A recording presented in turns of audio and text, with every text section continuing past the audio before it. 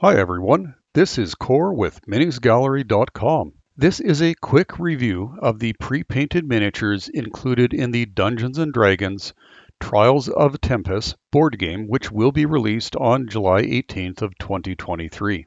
Trials of Tempus is a cooperative team-based board game and should not be confused with D&D Onslaught, which is WizKids' other miniatures skirmish board game, which also includes pre-painted miniatures. The Trials of Tempus board game is released in two editions, a standard edition which includes unpainted miniatures, or a premium edition which contains pre-painted miniatures. I would like to thank WizKids for providing me with a copy of the premium edition to review. The first note I would like to make is that I don't see any identification on the premium edition box which indicates it is the premium edition, unless I have failed my perception check and missed something obvious. The back of the box shows an image of the game being played with pre-painted miniatures, so I am uncertain if this is the same image that would appear on the standard edition box. As far as I can tell, the only way to identify the premium box is by looking at the barcode on the back of the box to see if the last 5 digits are 87546, whereas the standard edition number is 87545. There are a total of 25 pre-painted miniatures which are included in the premium edition box. Some sculpts have been reused from prior D&D Icons of the Realms releases, but there are many new sculpts that are currently only available by buying this game. All the minis do come on gaming bases which are sized consistent with the creature size as described in the official D&D role-playing game stat blocks for the type of creatures. All bases are 3 millimeters high, clear plastic transparent round bases which are the same as the bases produced for the Icons of the Realms line. However, the names of each mini are stamped on the bottom so that they can easily be read by looking down from the top of the mini. There are no set numbers associated with the miniatures. However, the bugbears, goblins, and kobolds each have an alphabetical suffix ranging from A to D. There are 2 different bugbear sculpts included in this set, and there are 2 of each of these bugbears, giving us a total of 4 bugbears. These bugbears are the same sculpts and paint applications which were originally included in the D&D Icons of the Realms Cave Defenders Monster Pack. There are 4 different goblins included in the set, all of which are the exact same sculpts and paint jobs that were present in the D&D Icons of the Realms Goblin Warband set, and which were also included in the Goblin Camp Adventure box set.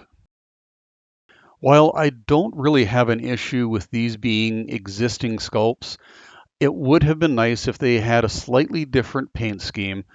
I am happy though that they gave us 4 different goblin sculpts and didn't give us duplicates like they did with the bugbears. The kobolds are also the minis from the Cave Defenders pack. Only 1 kobold was duplicated in this set.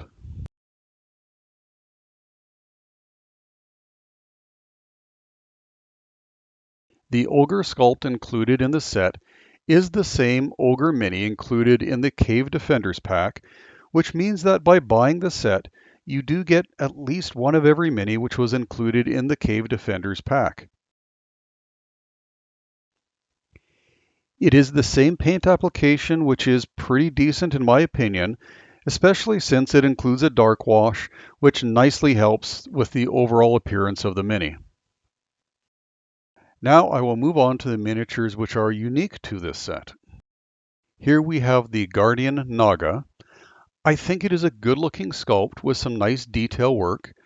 Nagas have been pretty scarce in WizKids' line of pre-painted minis, so this is a welcome addition.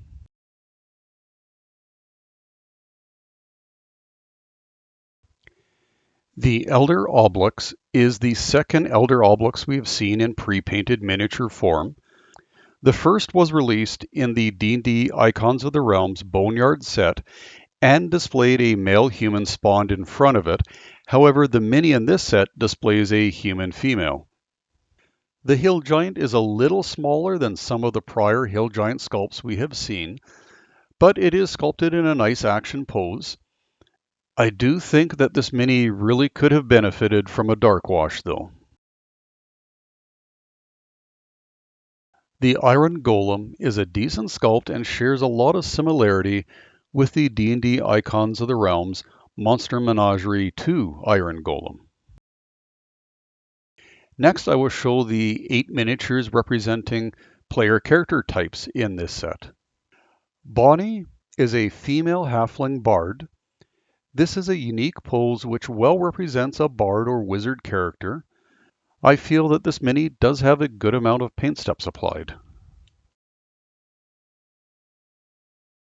Gaines is a female half-orc fighter.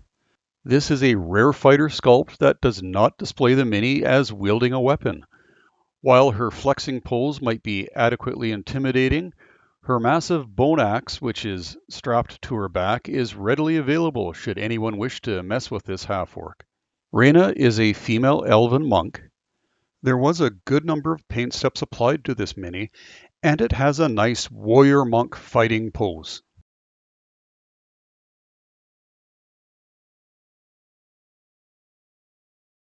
Kallax is a male dragonborn paladin.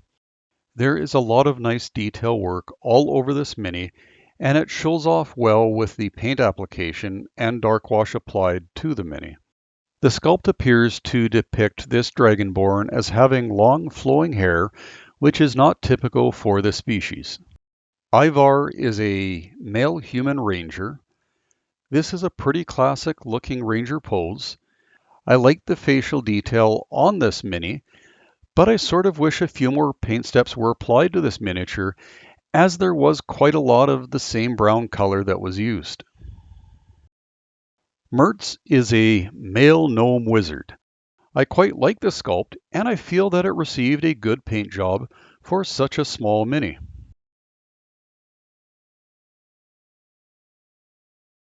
Nari is a male human rogue.